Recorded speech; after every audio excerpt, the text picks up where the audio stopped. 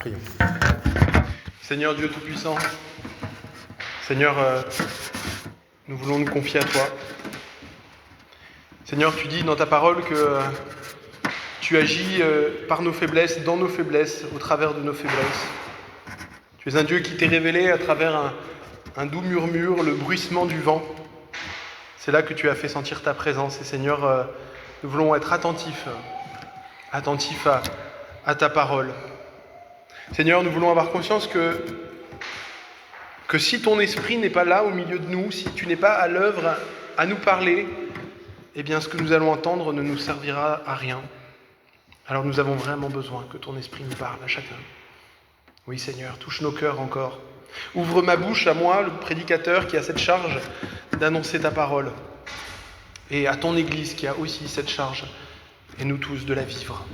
C'est ce que nous voulons te demander dans le nom de Jésus. Amen. Voilà, alors pour ceux qui nous rejoignent, ça fait depuis septembre à peu près que, à chaque fois que j'annonce la parole, la prédication, on lit quelques versets dans le livre des rois. Le livre des rois, c'est dans l'Ancien Testament, et ça raconte comment il y a eu une suite de rois dans l'histoire d'Israël, et certains rois étaient bons, et d'autres rois étaient beaucoup moins bons. Et pendant ces temps-là, Dieu a fait surgir des prophètes qui ont parlé de la part de Dieu. Ça a notamment été le cas sous le règne d'un roi qui s'appelait le roi Akab, qui était un très mauvais roi d'Israël. Parce que ce roi-là a fait une mauvaise alliance et il s'est mis à adorer le dieu Baal qui était un dieu sanguinaire auquel les gens offraient, et c'est l'histoire qui nous le confirme, offraient des sacrifices d'enfants. Voilà, les gens offraient des enfants et en échange, ils espéraient obtenir un meilleur avenir. Et les prophètes de Dieu se sont levés, et notamment parmi eux le prophète Élie. Et Élie a parlé de la part de Dieu, il a fait des miracles de la part de Dieu, mais le cœur des gens est resté dur. Alors il s'est enfui dans le désert pour chasser, craignant pour sa vie. Et ici, Dieu va lui parler. Et Dieu lui demande: que fais-tu ici, Élie ? C'était le passage qu'on avait vu la semaine dernière. Et maintenant, nous allons avoir la réponse d'Élie et la réponse finale de Dieu dans ce passage, dans cette rencontre que Dieu va avoir avec Élie sur le mont Sinaï. Nous lisons 1 Roi, chapitre 19, versets 14 à 18. Ça s'affiche ici. Ceux qui veulent, vous pouvez aussi le lire sur vos Bibles. Le prophète Élie répondit: j'ai déployé tout mon zèle pour l'Éternel, le Dieu de l'univers. En effet, les Hébreux, les Israélites, ont abandonné ton alliance. Ils ont démoli tes autels et tué tes prophètes par l'épée. Et je suis resté moi seul. Et ils cherchent à m'enlever la vie. L'Éternel lui dit: vas-y, poursuis ton chemin dans le désert jusqu'à Damas. Une fois arrivé là-bas, tu consacreras par onction. Alors ça, c'est un geste, c'était quand on versait de l'huile sur la tête de la part de Dieu, pour dire que Dieu avait choisi quelqu'un pour faire une œuvre de sa part. Tu consacreras par onction Hazaël comme roi de Syrie. Tu consacreras aussi par onction Jéhu, le petit-fils de Nimshi, comme roi d'Israël. Et tu consacreras par onction Élisée, le fils de Shaphat, d'Abel-Méhola, comme prophète à ta place. Et voilà ce verset 17. Celui qui échappera à l'épée de Hazaël, Jéhu le fera mourir. Celui qui échappera à l'épée de Jéhu, Élisée le fera mourir. Mais je vais laisser en Israël 7000 hommes. Alors il faut comprendre, homme, ça veut dire chef de famille, Ça, on compte les papas. Donc 7000 chefs de famille, 7000 foyers, c'est ça que ça veut dire. Ce sont tous ceux qui n'ont pas plié les genoux devant Baal et dont la bouche ne l'a pas embrassé. Voilà, jusque-là la lecture de la parole de Dieu. Alors, dans ce passage, Dieu, après avoir montré sa présence, comme je l'ai dit, dans la douceur de son esprit, non dans le fracas des miracles impressionnants, Dieu est en train d'enseigner et de consoler son prophète en lui disant qu'il agira dans les cœurs, dans le quotidien, d'une façon non forcément immédiatement perceptible. Et il est en train encore de consoler son prophète en lui demandant cette demande étonnante de consacrer 3 personnes. Il doit les consacrer par onction. Comme je l'ai dit, ce geste où on verse de l'huile sur la tête et qui signifie Dieu a choisi quelqu'un pour opérer une œuvre. Les prêtres le grand prêtre était consacré par onction, le prophète était consacré par onction, et ici, en tout cas, nous avons le cas de Élisée qui, dit-on, doit être consacré aussi par onction. Et nous lisons ce verset qui peut nous paraître étonnant. Celui qui échappera à l'épée de Hazaël, Jéhu le fera mourir, et celui qui échappera à l'épée de Jéhu, Élisée le fera mourir. Et ça, c'est un verset quand même un peu dérangeant. Pour consoler son prophète, Dieu est en train de lui dire « Et tu vas voir ce que ça va voir, hein. Ça va dépoter, hein, et l'épée va être sortie. Hein. » C'est un peu comme... je vais donner une image, mais quand on rentre... dans les familles autrefois, hein, surtout les familles avec beaucoup d'enfants, il y avait quelques enfants turbulents, hein, et quand le papa rentre le soir, et la maman dit « Écoute, il y a celui-là et celui-là, vraiment là », et là on sait que, attention, là, le papa il sort la cravache, là, où il sort la main, tu vois. Et il y a la consolation dans le cœur de la maman, parce qu'elle a souffert toute la journée, et là, justice va être rendue. Alors bien sûr, on va dire c'est un peu trivial comme comparaison, mais parce qu'en fait, évidemment, la souffrance d'Élie est une souffrance immense. Élie a été témoin de la mort, du massacre des prophètes, du massacre de ceux qui aimaient le Seigneur. Il a été témoin de la société hébraïque qui s'est tournée vers des idoles muettes et mortes et qui y ont sacrifié leurs enfants. Et ce serait manquer de cœur pour les victimes, manquer de compréhension pour la dureté et la réalité du mal de dire « Franchement, est-ce que Dieu ne pourrait pas juste dépasser ça ?» Est-ce que Élie, lui, dans son cœur, ne pourrait pas juste dire « Bon, voilà, ce qui s'est passé, c'est passé, maintenant, voilà. » Je suis tombé la semaine dernière à la radio sur plusieurs témoignages, et ça a été un peu, j'ai envie de dire presque guidé. Alors, peut-être qu'il y en a tout le temps, à toutes les heures, je ne sais pas, mais des témoignages de proches de victimes. Et dans l'actualité, c'est vrai que ces derniers temps, il y a beaucoup d'exemples vraiment tragiques, de choses terribles. Et une des souffrances souvent des personnes, c'est qu'elles ont perdu un proche. Ça, c'est une souffrance immense, que rien ne peut changer ou remplacer. Mais une souffrance qui parfois est encore plus grande, c'est quand la justice n'a pas été rendue. Alors là, le deuil est impossible à faire, ou pratiquement impossible à faire. Il y a un besoin dans le cœur de l'être humain que justice soit faite. Qu'à un moment, le bras du méchant soit désarmé. Qu'à un moment, le méchant reconnaisse la gravité de ce qu'il a fait. Il y a dans le cœur de l'être humain cette révolte nécessaire contre le mal et contre la victoire partout apparente de la brutalité, du mensonge, de l'injustice, de la méchanceté, de la perversion. Et quand la justice n'est pas bien rendue, quand les autorités, les rois, les législateurs, les juges n'ont pas compassion des victimes et des innocents, alors il ne peut plus y avoir de justice, il ne peut plus y avoir alors que de la vengeance, il ne peut plus y avoir que du désespoir, il ne peut plus y avoir de paix. La justice est la condition pour que la paix revienne. Et la Bible nous dit, le Seigneur nous dit que dans le chrétien, il y a nécessairement, en tout cas, c'est une des œuvres du Saint-Esprit. C'est que le Saint-Esprit nous donne le caractère de Dieu. Et Dieu, dans la Bible, nous est décrit comme quelqu'un qui ne ferme pas les yeux devant le mal, qui n'ignore pas la gravité du mal. Et le chrétien sait et voit, il perçoit le mal là peut-être où il ne le percevait pas. Il sait, il apprend, il comprend que Dieu ne supporte pas le mal et qu'il viendra un jour, c'est une bonne nouvelle, juger la terre et tous les humains qui y ont vécu. Et il y a dans les béatitudes, dans les phrases que Jésus a prononcées dans le Sermon sur la montagne, il donne cette attente qui, je crois, fait pleinement partie de la foi chrétienne. C'est le deuxième heureux, Heureux ceux qui ont faim et soif de justice, car ils seront rassasiés.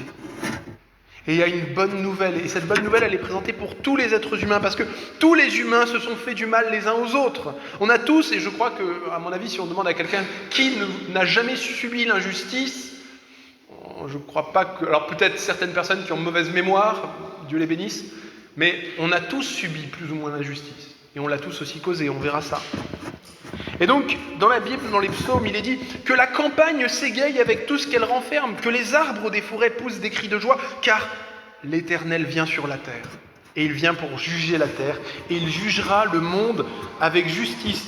Tous les peuples seront jugés selon sa fidélité et son amour. La création peut se réjouir parce que dans son amour, Dieu promet que le mal n'aura pas le dernier mot et que Dieu va remettre toutes choses à sa place. Cette justice, et bien sûr, nous le savons, Jésus en a beaucoup parlé, elle sera pleinement manifestée au dernier jour quand les anges et les hommes devront rendre compte de comment ils ont mené leur vie, des décisions qu'ils ont prises, du mal qu'ils ont fait aux autres, de tout le bien qu'ils n'ont pas fait. Mais Dieu déjà donne souvent, parfois, je ne sais pas quoi dire, un avant-goût dans l'histoire, un premier fruit de cette justice. Il arrive quand même sur terre que la main du méchant est arrêtée déjà ici-bas, qu'au bout d'un moment, il y a comme une patience de Dieu qui dit maintenant stop. Pour celui-là, en tout cas, ça s'arrête. Et que le méchant se retrouve à subir ce qu'il a fait subir aux autres. Et que c'est à ce moment-là alors qu'il réalise la gravité du mal qu'il a fait. Oui, Ésaïe dit, si l'on ne punit pas le méchant, il n'apprend pas. Je sais que je l'ai déjà dit ce verset, mais pour moi ça a été une révélation. Si l'on ne punit pas le méchant, il n'apprend pas. Et cela multiplie le mal dans le pays de la justice. La punition du mal et du méchant peut être utilisée par Dieu pour être un aiguillon, pour être un canal, et ici, dans ce passage, pour aider le peuple d'Israël à se repentir et à revenir vers Dieu. Et c'est ça que Dieu est en train de dire à son prophète pour le consoler. Ce prophète qui a vu l'inutilité des miracles, qui a vu l'inutilité, ou du moins le peu de fruits visibles de toute la parole prêchée, Dieu lui dit, attends, il va y avoir bientôt une justice qui va venir. Et alors ils comprendront. Et sur les trois hommes, le premier, comme le présente le texte, c'est Hazaël. Hazaël, à ce moment-là, est un simple serviteur du roi de Syrie. Dans l'histoire, c'est même pas Élie qui va contrairement à ce que Dieu dit, Dieu lui dit, monte par le chemin de Damas. Élie ne va pas monter par le chemin de Damas. Alors, je ne sais pas pourquoi, mais il ne l'a pas fait. Et c'est Élisée lui-même, le successeur de Élie, qui va monter là-bas et qui rencontrera Hazaël. Et il va lui donner une prophétie de la part de Dieu. Et Hazaël va faire la guerre au peuple hébreu. Et dans cette guerre, un des soldats du roi Hazaël va tirer une flèche dans la bataille et Akab va la prendre en plein cœur et mourir. La nation d'Israël sera humiliée jusqu'à ce qu'elle se repente. Et c'est ce qui va arriver. Elle va quand même se repentir. En tout cas pour une partie de ses sacrifices d'enfants et de son idolâtrie. Le deuxième personnage, Jéhu, est un homme qui aime le Seigneur. C'est un officier, un simple officier de l'armée d'Israël. Et il va recevoir la visite d'un serviteur envoyé par Élisée, qui va lui donner en effet, et c'est peut-être le seul des trois, le signe de l'onction en versant sur sa tête de l'huile de la part de Dieu. Il va recevoir la promesse, la consécration que Dieu l'a choisi pour être le roi d'Israël. Et c'est lui qui, armé de l'autorité publique, va revenir avec ses soldats, va mettre à mort le fils d'Akab et la reine Jézabel. Et voilà maintenant le troisième, ce Élisée, qui n'était qu'un simple fermier, et que nous allons encore découvrir si Dieu nous prête vie juste la semaine prochaine. Élisée est choisi pour devenir prophète après Élie, et c'est lui que Élie va venir visiter en premier. Et ce n'est pas un hasard, c'est je crois parce que son ministère est encore plus important que les deux autres. Parce que Élisée, contrairement à ce que laisserait supposer ce texte, quand il dit « Ceux que le premier roi aura épargnés, ce sera le deuxième qui les tuera, et puis le deuxième, celui qui les tuera pas, ce sera Élisée qui le fera. En fait, quand on lit le texte biblique, Élisée ne va tuer personne. Il y a bien des moments où Dieu va défendre son prophète de façon surnaturelle ou miraculeuse, mais Élisée ne va tuer personne. À aucun moment, il ne va porter ou employer une épée. Sa seule épée, c'est ce que la Bible appelle l'épée de l'esprit, qui est la parole de Dieu. Et c'est là où on peut réfléchir, on peut dire, mais comment est-ce que Dieu peut rendre sa justice sur des gens avec une épée qui ne tue pas? Et c'est là, je crois, vraiment le mystère de l'Évangile. Ce ministère de prophète, c'est le même ministère de prophète qui existe depuis le début de la Bible jusqu'à la fin, qui est de parler de la part de Dieu, d'annoncer de la part de Dieu. C'est ce ministère, c'est cette épée qui est tellement tranchante qu'elle est capable de tuer la méchanceté sans tuer le méchant. Ou du moins, de tuer le méchant qui est en l'homme sans que l'homme n'en meure. La parole de Dieu nous parle du vieil homme. Et le vieil homme, il doit mourir. Mais l'homme physique, matériel, lui, ne meurt pas, au contraire. La parole de Dieu a cette force de donner naissance à une nouvelle créature. Autrement dit, ce que Élisée va prêcher, il va prêcher ce que tous les autres prophètes ont prêché. La repentance et la grâce de Dieu. Il va dire aux méchants, il va dire au peuple d'Israël, il va dire, il est encore temps de se tourner vers le Seigneur. Il est encore temps d'obtenir le pardon et la repentance. Vous n'êtes pas obligés de mourir. Il y a encore un avenir pour vous si vous cherchez le Seigneur de tout votre cœur. Et pour revenir à ce sentiment de justice, il y a une chose qu'en tant que chrétiens, nous devons réaliser ce matin. Et je crois que c'est ce que ce texte, la première chose que ce texte veut nous donner. C'est qu'en tant que chrétiens, nous devons avoir le mal en horreur. C'est ce que dit l'apôtre Paul en Romains chapitre 12. « Ayez le mal en horreur ». Et il dit pas, et quand il dit « ayez le mal en horreur », c'est ça qui est intéressant, c'est que dans ce texte, le mal qui est commis, il y a du mal qui est commis par tout le monde. Et le chrétien doit avoir le mal en horreur d'où qu'il vienne. On ne doit pas avoir le mal en horreur seulement quand c'est des gens qui ne sont pas de notre bord politique, ou avoir le mal en horreur seulement quand c'est des gens de la mauvaise religion, ou avoir le mal en horreur, on doit avoir le mal en horreur de partout. Que ce soit un juge qui le commet, un policier, une racaille, que ce soit un voisin, un membre de notre famille, un père voilà, une mère, une femme, tout ce que vous voulez, qui que ce soit qui commet le mal, nous devons avoir ce mal-là en horreur. Nous devons avoir les catégories du bien et du mal telles que Dieu nous les a données. Que ce qui est mal pour Dieu, c'est mal pour nous. Ce qui est bien pour Dieu, c'est bien pour nous. Et cette deuxième dimension que nous devons apprendre, cette première, c'est donc de reconnaître le mal extérieur. Eh bien, ce mal, nous devons aussi le trouver et le reconnaître lorsqu'il réside en nous. Cette révolte, cette indignation qu'ont les victimes ou les proches des victimes contre l'injustice, nous devons l'avoir lorsque cette injustice réside en nous ou lorsque nous en sommes la cause.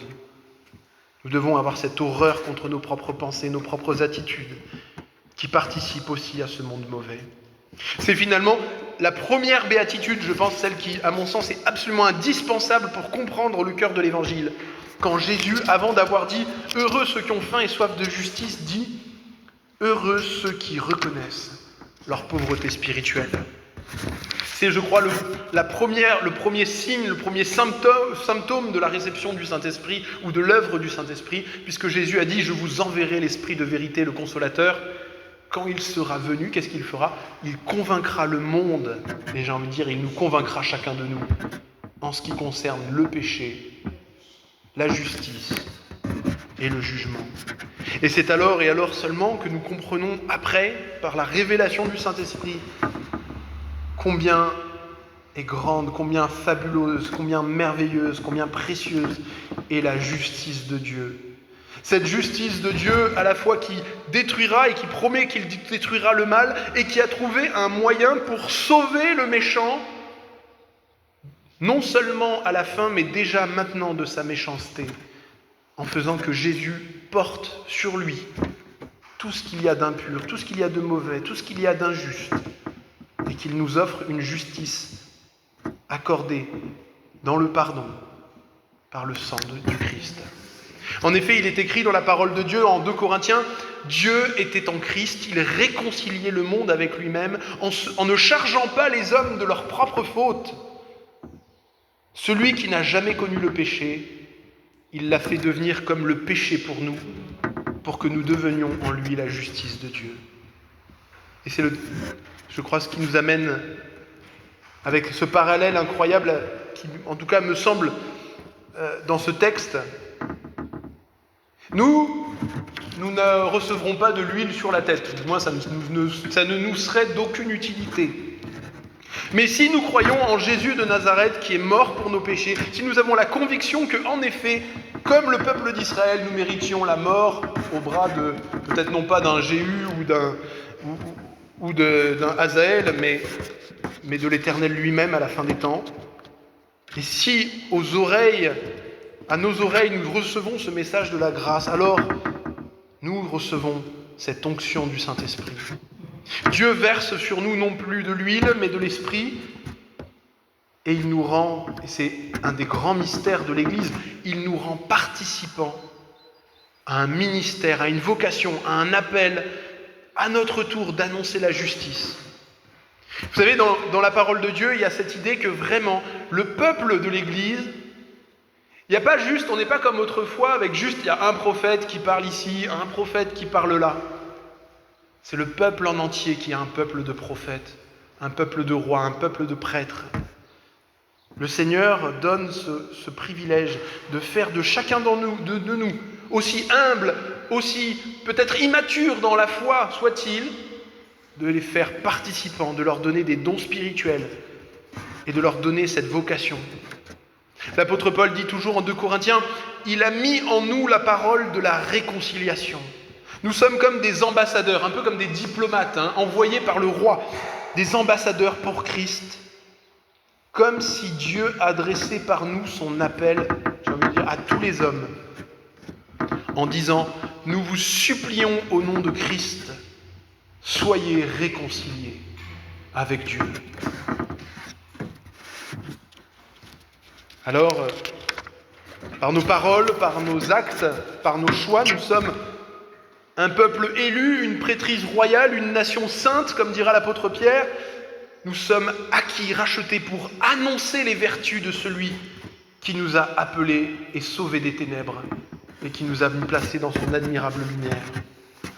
Et ici, Élie va découvrir quelque chose, lui qui se croyait seul, qui était déprimé, qui avait des œillères sur les yeux. Dieu est en train de lui dire, mais Élie, tu n'as pas vu ? Tu n'as pas vu qu'il y a en Israël 7000 foyers, 7000 familles qui n'ont jamais cessé de m'aimer et de me servir ? Autrement dit, Dieu est en train de nous dire aussi à nous que la mission qu'il nous a donnée, pour la vivre pleinement, nous ne pourrons pas la vivre si nous restons chacun de notre côté. Si nous essayons de vivre chacun notre petit ministère, notre petite vocation, chacun tout seul pour son coin, ça n'aura pas de force, ça n'aura pas de puissance, ça n'aura pas d'impact. Et nous avons donc besoin de chacun d'entre nous. Nous avons besoin que tous ceux qui ont reçu l'Esprit Saint, que tous ceux qui ont reçu cette conviction de l'amour du Seigneur, de son jugement, toutes les choses comme ça, eh bien, qui ont cette présence du Saint-Esprit, à qui Dieu a donné des dons et adressé une vocation, eh bien, qu'on se mette ensemble et qu'on puisse donner chacun ce dont nous avons besoin. La parole de Dieu dit que Dieu a déversé son esprit sur son Église et qu'il a donné une diversité de services, de dons, de capacités qui sont même souvent parfois des capacités surnaturelles, des choses qu'on ne ferait pas normalement, comme quelqu'un par exemple qui à la base n'est pas du tout généreux, mais après une fois que la parole de Dieu remplit son cœur, en fait il est généreux. Quelqu'un qui n'était pas du tout hospitalier, qui d'un coup devient hospitalier. Quelqu'un qui se souciait pas tellement des autres, qui d'un coup se met à se soucier énormément des autres. Quelqu'un qui n'avait pas forcément la capacité de parler, qui d'un coup devient un bon prédicateur, ou quelqu'un qui l'était déjà, mais qui le fait pour la grâce de Dieu. Dieu a cette capacité par son esprit de nous rendre capables. Observez comment un simple serviteur du roi de Syrie va devenir le roi, comment un simple officier de l'armée d'Israël va devenir le roi, comment un simple fermier va devenir un grand prophète. Tout cela leur a été donné parce que la manifestation de la puissance de Dieu est donnée à chacun comme il le veut. La parole de Dieu dit en Romains, chapitre 12, « Nous avons des dons différents selon la grâce qui nous a été accordée. Si quelqu'un a le don de parler de la part de Dieu, qu'il le fasse selon la foi. Si quelqu'un est appelé à servir, qu'il se consacre à son service. Que celui qui enseigne se consacre à l'enseignement. Que celui qui a le don d'encourager. » Vous savez, c'est tellement important. Une église où il n'y a pas d'encouragement, ça ne va pas très loin. Parce qu'on est tous à douter de qu'est-ce que Dieu nous a donné. On a besoin d'être encouragés, aussi dans les moments de découragement. Que celui qui donne le fasse avec générosité. Que celui qui dirige et conduit l'église le fasse avec zèle. Que celui qui exerce la bienveillance le fasse avec joie. Oui, le Seigneur a voulu que dans son église, chacun ait son rôle, chacun ait sa tâche, chacun ait les choses pour répondre aux besoins du peuple de Dieu, pour l'aider à vivre sa mission prophétique au milieu du monde. Dieu, il nous le rappelle ce matin, n'a pas abandonné son projet de justice. Dieu déteste le mal. Il le détestait déjà, il le déteste encore, il le détestera toujours. Mais aujourd'hui encore, avant le jour final, Dieu consacre encore son peuple par l'Esprit Saint. Il met des hommes, des femmes, des enfants, des vieillards à part et il les appelle à se servir les uns des autres, à être au service pour que, ensemble, chacun avec son appel, il puisse annoncer la grâce à ce monde qui en a besoin. Ce monde pour lequel nous sommes ambassadeurs d'un grand roi qui dit « S'il vous plaît, soyez réconciliés avec Dieu ». Je vous invite à la prière. Père Tout-Puissant, merci pour ta parole ce matin. Tu nous appelles, Seigneur, à ouvrir les yeux et à observer et regarder les frères et sœurs que tu as mis auprès de nous. À ne pas regarder forcément à nos capacités humaines actuelles, mais à regarder à toi qui rend les choses possibles. Nous voulons, Seigneur, que tu viennes consoler tous ceux qui ont été victimes d'injustice, déjà à commencer par nous-mêmes, mais aussi, Seigneur, nous voulons te remettre particulièrement tous les proches de victimes ou les victimes eux-mêmes. Tu connais tous les crimes abjects dont il est question dans l'actualité, et tu connais aussi surtout les innombrables encore qui ne font pas parler d'eux-mêmes. À toi, Seigneur, la justice. À toi, Seigneur, la grâce que tu offres. Dans le nom de Christ, nous te rendons gloire. Amen. Voilà, je vous invite